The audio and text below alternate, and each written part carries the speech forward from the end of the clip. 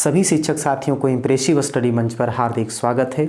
आज की इस वीडियो में हम लोग प्रधान शिक्षक पद की तैयारी किस प्रकार करना है, उसके लिए क्या सिलेबस होगा, हमें क्या रणनीति अपनानी होगी, इन सारी चीज़ों को पहले हम जानेंगे। तो सबसे पहले हमें सिलेबस जान लेना जरूरी कि आखिर सिलेबस में क्या है, हमें कौन सा विषय पढ़ना है, किस विषय से किस चैप्टर से प्रश्न आएंगे, इन सारी चीज़ों को हम लोग जानेंगे।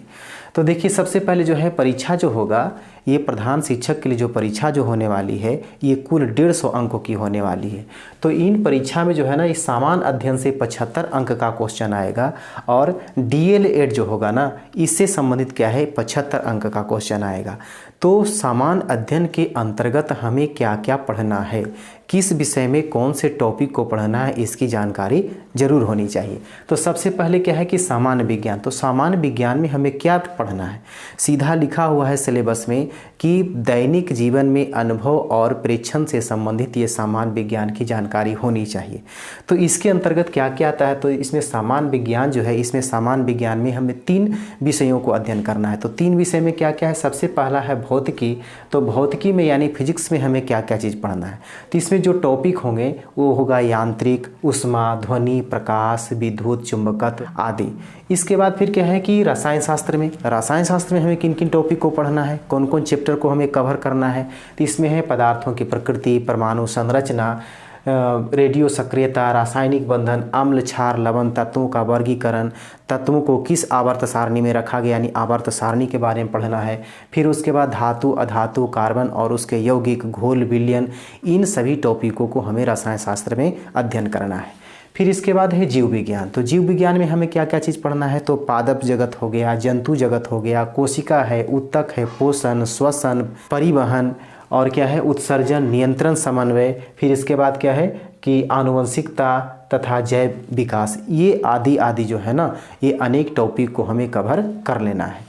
इसके बाद फिर क्या देखना है इसमें कि भौतिकी, रसायन शास्त्र, जीव विज्ञान जो है ना, इसमें सबसे ज़्यादा जो क्वेश्चन साइंस पोर्शन से जो क्वेश्चन रहेगा, इसमें जीव विज्ञान विषय से अधिक क्वेश्चन आएगा।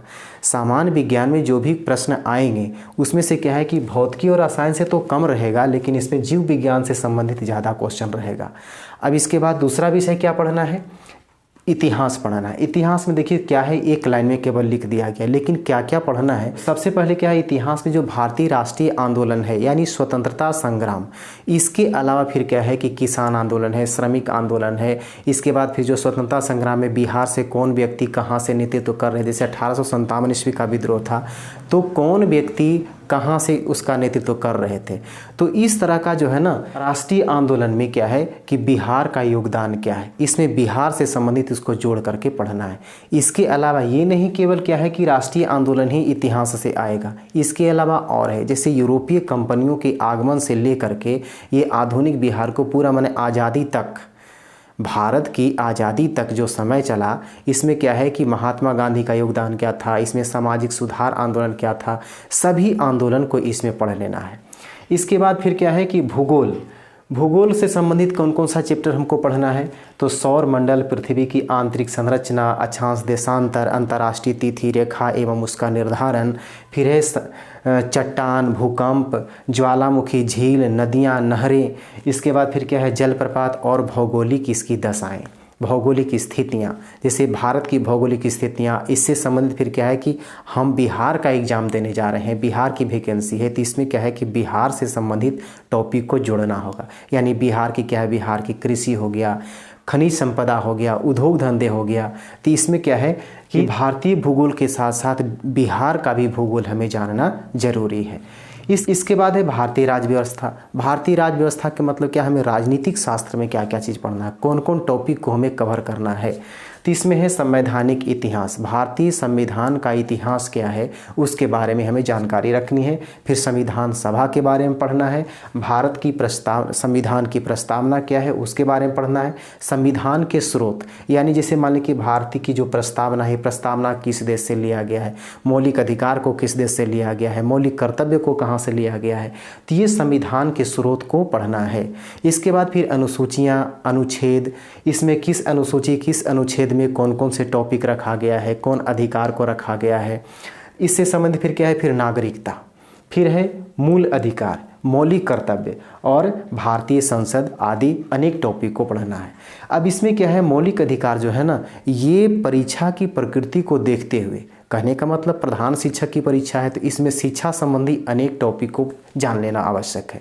जैसे मौलिक अधिकार, तो मौलिक अधिकार में क्या है कि इसमें शिक्षा से संबंधित जितने अधिकार हैं उन शिक्षा से संबंधित अधिकारों को किन किन अनुच्छेद में रखा गया है, किन अनुसूची से संबंधित है, ये सभी अनुसूची और अनुच्छेद को हमें कंप्लीट रखना है।